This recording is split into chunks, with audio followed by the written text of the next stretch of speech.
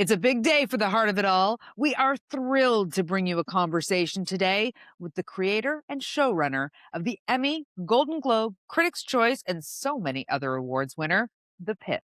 Canadian R. Scott Gemmill joins me to talk about caregiving and the emergency room and how the show made the decision to include unpaid caregivers.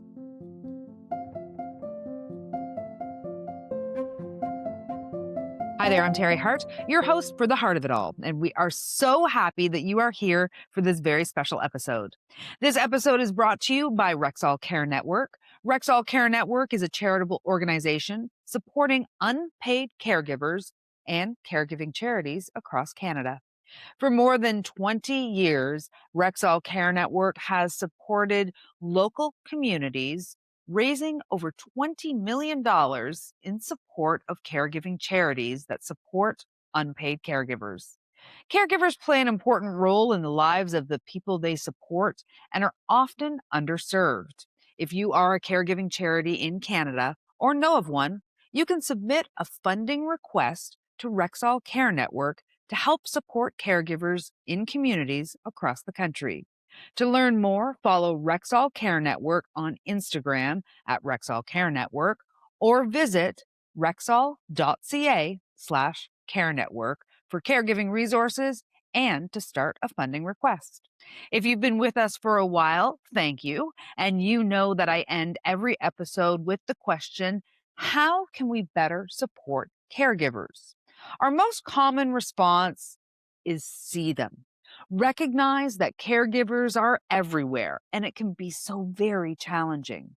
Season 1 of The Pitt had storylines that showed caregivers, and for season 2, I've said in virtually every episode, oh my goodness, that could be on the pod.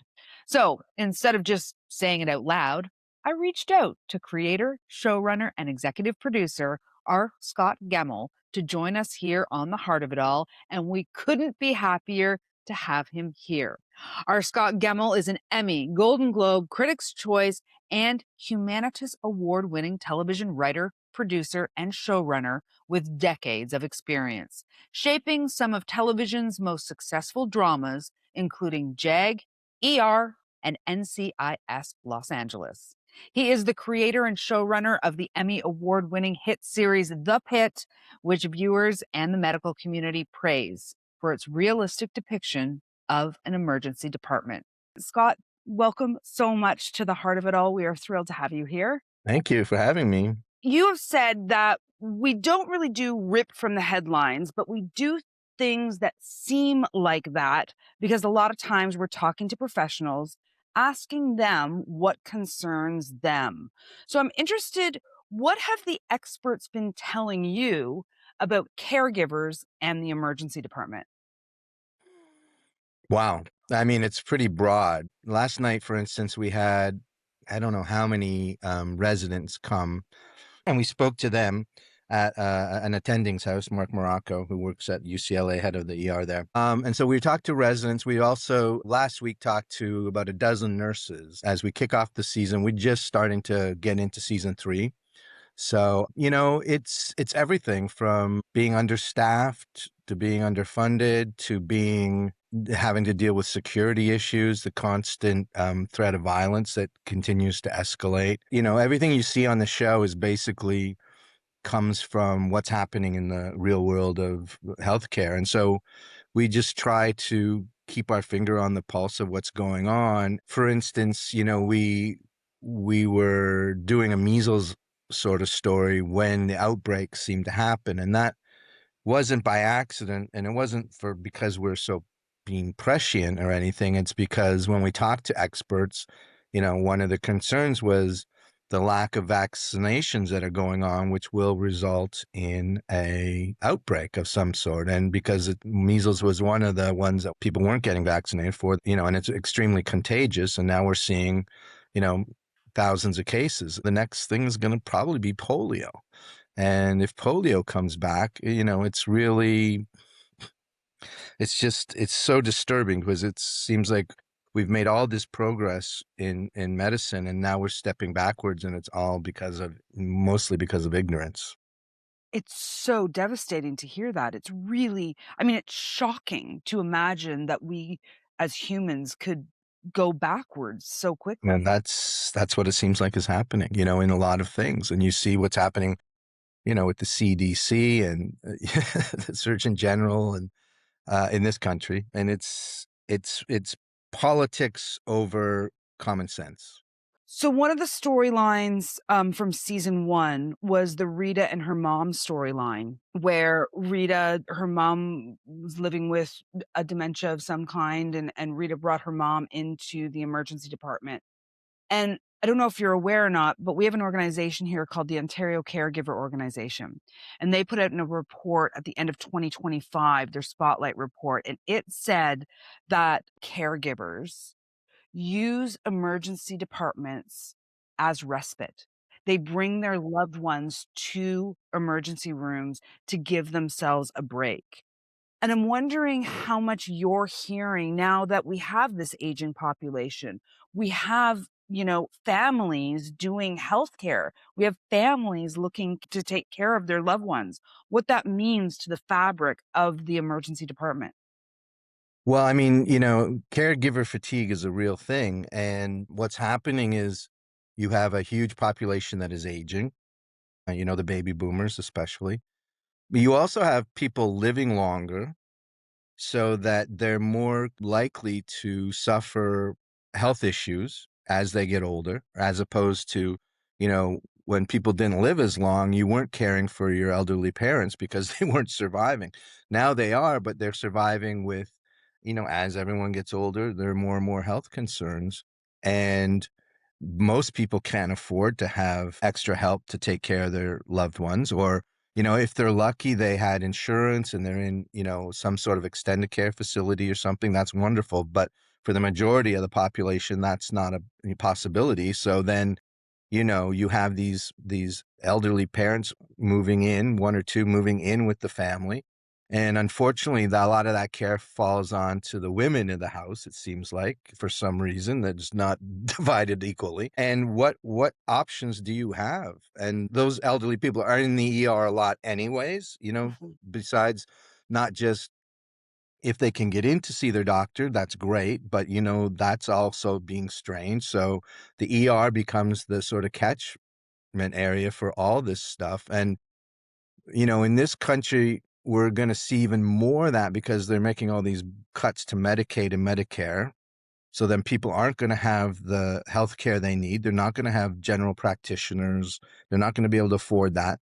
So they're gonna get sicker because they're not getting any preemptive care. And then by the time they do show up in the ER, and they will show up in the ER because they will get to a point where they have to have medical care, um, they're gonna be sicker than they would have any other time. So you have, it's sort of a recipe for disaster because you have more and more people coming in sicker and sicker.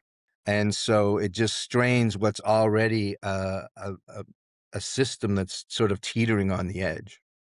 Do you feel like The Pitt is a political show, Scott? Like, I mean, you've referenced this country and what's going on in this country, and although we have a very, very different healthcare system in Canada, we have lots of challenges here as well. Absolutely.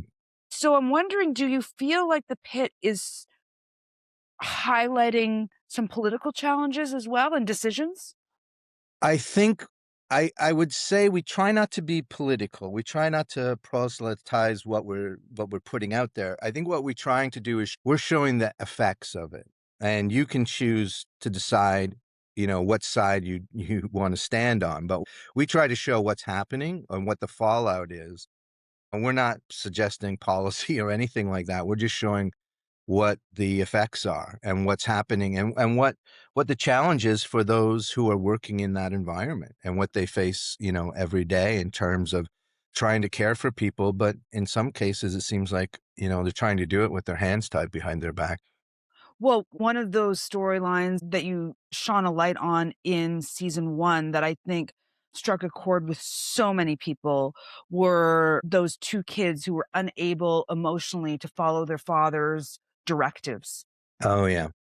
Scott Gemmill, you ruin people with that storyline. Well, unfortunately, it's a story. a lot of us have had to go through, and it's tough. It's really tough to be there at the end and make these decisions that you growing up, never thought you would have to make, or you probably never thought of until you got older yourself. And then there's no handbook, for how to deal with the end of life of a loved one, and whether it's a child or a parent. So knowing that there is no handbook, when you're sitting in that writing room and you're having these conversations, what's the responsibility knowing how many people are gonna watch this show and have not only sympathy, but also empathy for what these people are actually dealing with?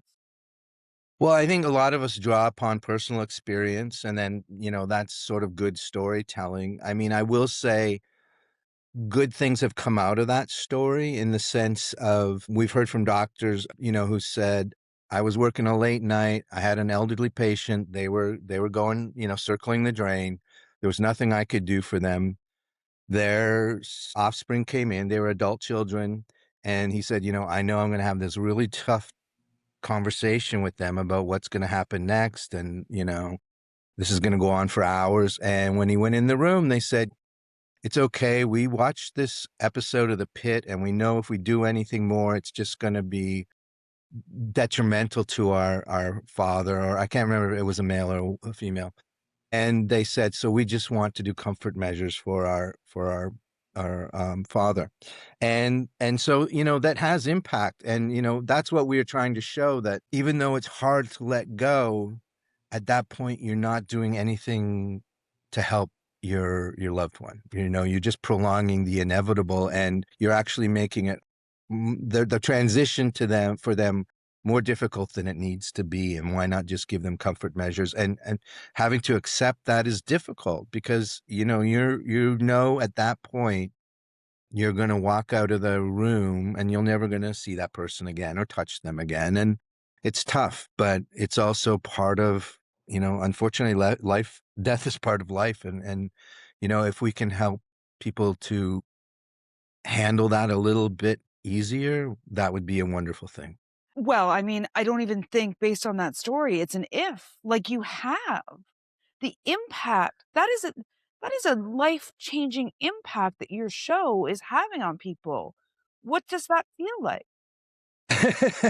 It feels weird from the inside, I think if it was somebody else's show, I would have a more of a different sense of it. It's sort of like being in the eye of the hurricane. Everything sort of runs around us, but we're sort of in the midst of it. So we have a different point of view, but I think it's wonderful. The first people to really embrace the show, as far as I remember, was because we weren't on the air when we were shooting, and we didn't air until we were done shooting. So we sort of did the whole show in a bubble without any real feedback. So, for instance, I didn't bring any of my normal writers on this show because I didn't know it was going to work, and I didn't want them to take a job that might not last. So, um, They're mad at you now, sir. They are not yes, pleased. I have had I heard at the actor awards, I ran into an actor friend, and he said another writer friend of mine who was gonna come on the show with me and decided not to, was kicking himself because he said, "I woulda had an Emmy."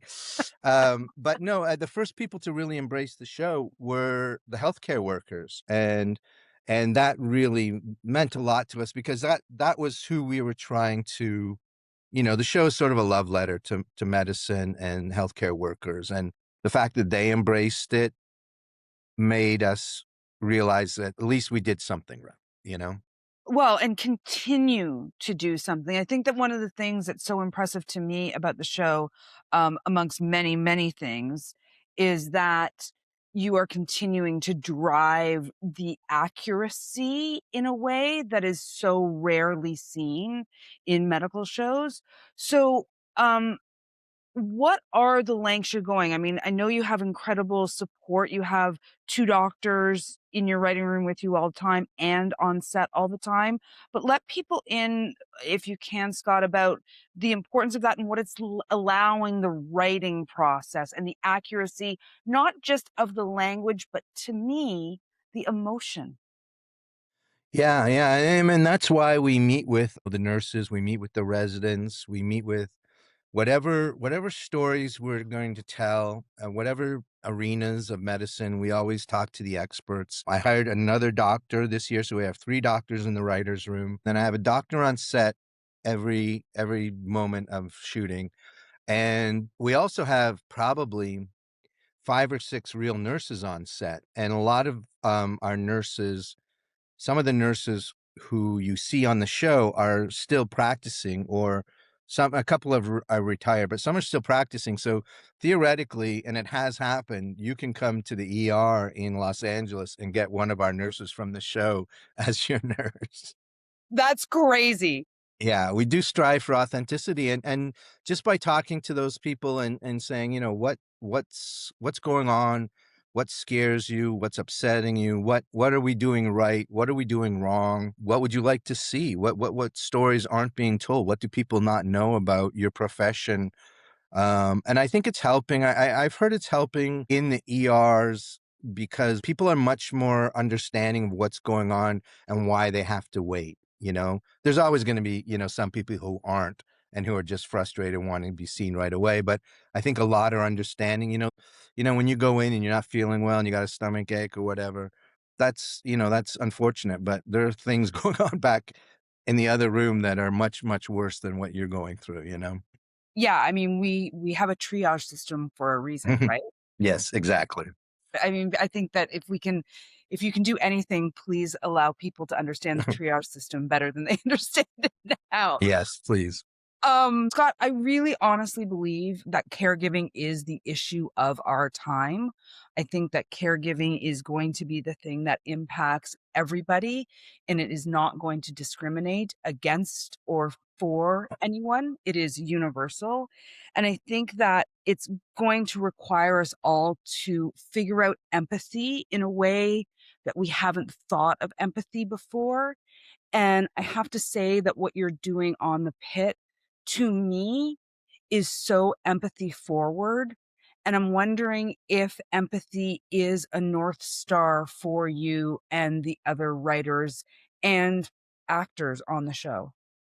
Absolutely. I think, I always said our first season was really about hope, you know, empathy and kindness being a huge part of that. I said season 2 maybe is about healing, right? But those are all part and parcel of the same thing. And I think it is about just connecting on a human level and having that, human kindness towards each other is what's so fundamental that seems to have been, I don't know, lost or forgotten or ignored, and so much so today. And so I think one of the reasons the show has resonated with people is because it offers, I don't want to say idealistic because it shouldn't be idealistic. It should be the norm.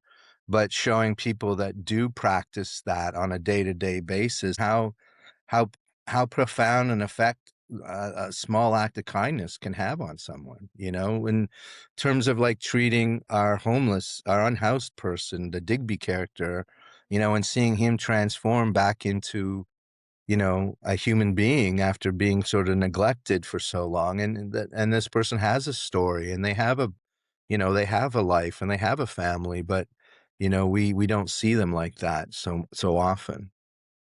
It's so interesting because I feel like post-pandemic, during pandemic, we were banging pots.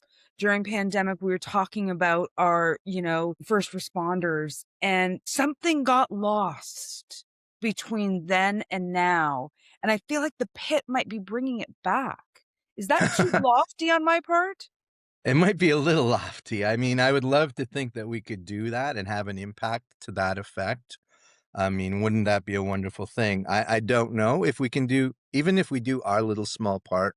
I mean, if somebody watches and is a little bit more kind to someone the next day, or is a little more understanding or a little more patient, then I think we've done something worthwhile. I was amazed to read that you actually studied gerontology, which Yeah, is a very, very specific area of medicine that is a study of aging. right. And how much does your interest in that chapter of people's lives impact the storylines on the Pit? I think it can. I think I find, as someone who is aging and has had, both my parents are gone, and having gone through that process with them. I'm sorry.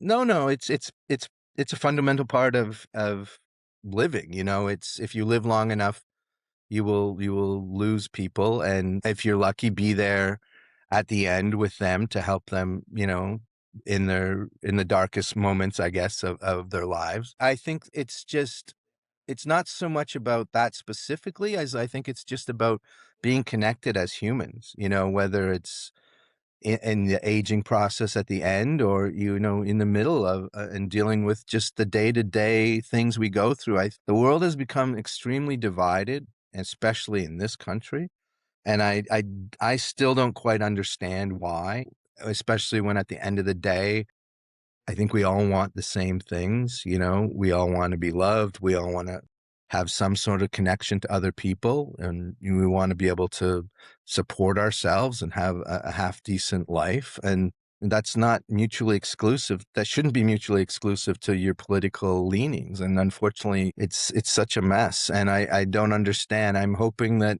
things will change, but you pick up a newspaper or well, no one picks up a newspaper anymore, but you turn on the news and it doesn't seem to be, you know, we here we are, in the middle of a conflict in the Middle East. It seems like that could have been 2002, that could have been, you know, 1980, 1991. It's like crazy. The marginalized become more marginalized, it seems. And again, like when you speak earlier about like, is polio going to return in the way measles did? It is this reverse direction in these categories that we should be making improvement. Let's talk about this season of The Pit. Because the Roxy storyline, I think, really highlights a unique caregiving situation with her and her husband and her children, and when we see her parents come in, and then, them deciding to keep her in the emergency department, introducing that storyline, 2 things that are very fundamental in the caregiving community: a death doula and the ethical principle in palliative care. We have MAID in this country. I understand MAID is not legal in the state of Pennsylvania, where the Pit is set. So can you talk to me a little bit about keeping up to date with things in the medical community, like death doulas and the idea of MAID or this ethical principle in palliative care, which we hear from Dr. Robbie? Yeah, I mean, it's the sort of end of life moments, and it's one thing when it's an elderly person and it's sort of inevitable. It's a lot different when it's someone who should be in the prime of their life, and it comes with a lot of baggage, obviously, if they have children and loved ones. And so we explored that, what is that like, and what is it, when you've come to the end of your rope, sort of as a patient, and how does that affect your family and those decisions, and if you are suffering, what are your options, what is it ethically and morally wrong to help someone to escape excruciating pain that is reduce their quality of life to almost nothing, and we're not providing answers. I don't think a lot of times we're just setting the table, showing what happens and letting the audience decide on what side they land on, because everyone has a different opinion based on your religious beliefs, your political beliefs, how you were raised. And so we can't, offer an answer that fits everyone.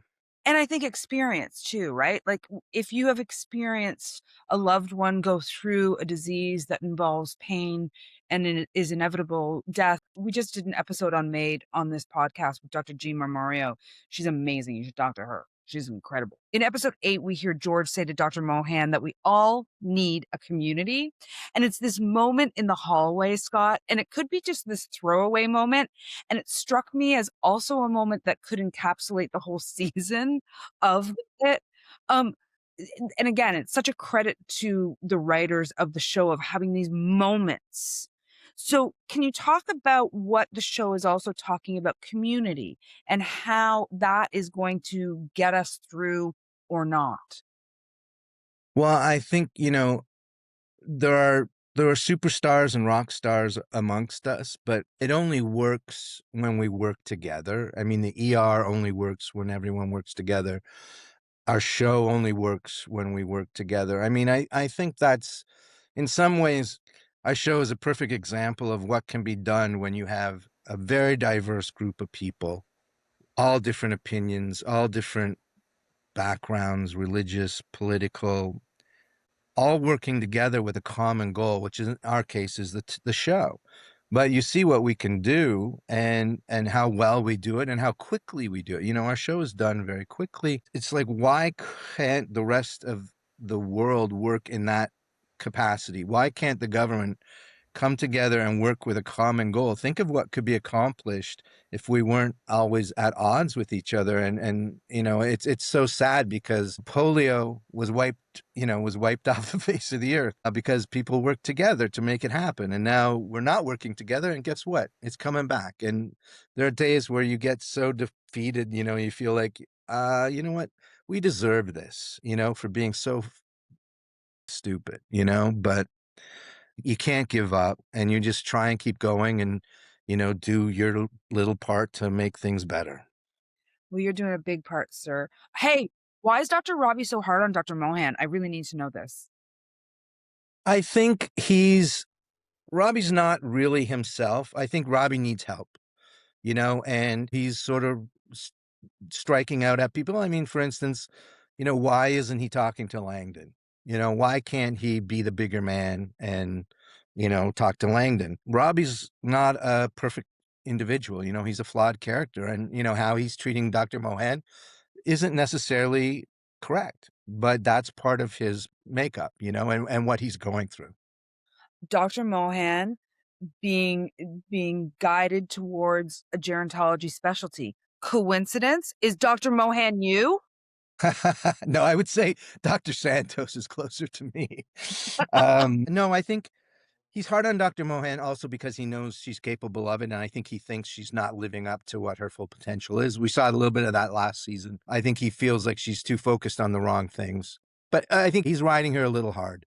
He's calling it tough love, but I think it's inappropriately difficult. But he's not perfect, and he's having some problems of his own. So you have over 10 million people watching the show week in and week out, and the cases that you're showing are kind of every day. They are what people go to the R with. What is the responsibility of making sure you're showing each one of those stories with the personal aspect? The reality is almost everyone I know has been to the ER, if not as a patient, as a loved one of, or taken someone there. And I think, the key to writing any story, I think, is to be truthful and honest with the characters. I try to write from behind my characters and follow them as opposed to drag them and put them where I want them to go. And so sometimes, I think that's the most honest way to tell a story because you're only making moves that the character could or would make. You're not going in with preconceived notions of what should happen. So if you write from that perspective, I think you have a much more honest and just a truthful representation of the storytelling. And I think that's what we try to do is just set these things in motion and then follow them through as they would logically play out without trying to get to a moment like, oh, I want to have this big moment. I don't think we do that. I think we just, what happens when this person comes in and what is their journey and how does that play out? And if there's a good moment, if a moment arrives in there, wonderful, but we don't try and push your characters into things. Let's follow them and see what the natural progression would be in as that story played out in real time. Just finally, because I know I have to let you go, but this podcast is about caregiving. You said that the medical professionals are the ones who really found this show first. And you've talked about the impact that these storylines are having in real emergency rooms all over North America. What is, Scott, the hope for the show outside of being entertaining, outside of writing characters? What is, I can only imagine there's a greater hope for the show in terms of all these people you're impacting. Yeah, well, first, like you said, the first priority for us is entertainment. At the end of the day, we are a TV show.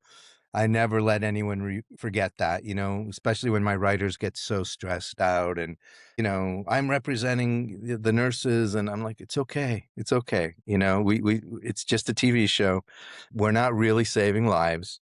Um, but I think if I had one lofty goal, I mean, I do think it's nice to, on occasion, I don't want to educate maybe a little strong, but certainly present the situations for people to see what's going on. And, if they learn a little bit about the ER and how things work, that's wonderful. If I had one lofty goal, it would be, if our show could impart just a little bit of kindness, to the world and empathy. Who could ask for more than that? And that would be a wonderful thing. Well, we are like-minded. That's exactly one of the things we wanna do at the heart of it all as well. I'm thrilled to have you. Thank you for having me. I love the show so much, and truly, the email I sent to you saying, every episode watched, I'm like, "That could be on the pod, that could be on the pod." And, so then I was like, "I should just have our Scott Gemmill on the pod." You should. Well, I'm glad that you reached out. Thanks so much. Have a great rest of your day. Thanks, Terry. You too. Bye-bye. Keep up the good work. What a treat it was to have our Scott Gemmill on this podcast. I gotta admit, it was a bit of a flyer for me to reach out to him. It's the biggest show on television, and for him to give us that amount of his time to talk about the commitment they have to the medical community and just how much work they put into getting it right. Whew, I'm not going to forget that one for a long time, and I hope you loved it too, and I hope you are watching The Pitt. I am Teri Hart, the host, creator, and executive producer of this podcast, The Heart of It All. Thanks also to Carrie Hayden and Jess Carroll at 6 of 1 Digital, who are my co-producers and constant supporters. Please do us a bit of a favor, rate, comment, and share these episodes. We put our hearts and souls into this, and we do want as many people to listen as possible. We also love to hear from you. Our socials are on Instagram, TikTok, Facebook, and YouTube at The Heart of It All Pod, and you can find our website at theheartofitall.ca to send us an email directly. Thanks so much for listening, and please take care. Well, of course, the recommendation for this week's episode of The Heart of It All is The Pitt. Season 2 finale is April 16th. I hope you've been watching along. There have been such great caregiving storylines, as Scott and I just talked about. I love how they're depicting how caregivers and the emergency department are all part of the ecosystem of healthcare wherever we are in North America. Check out season 2 of The Pitt wherever you get that show.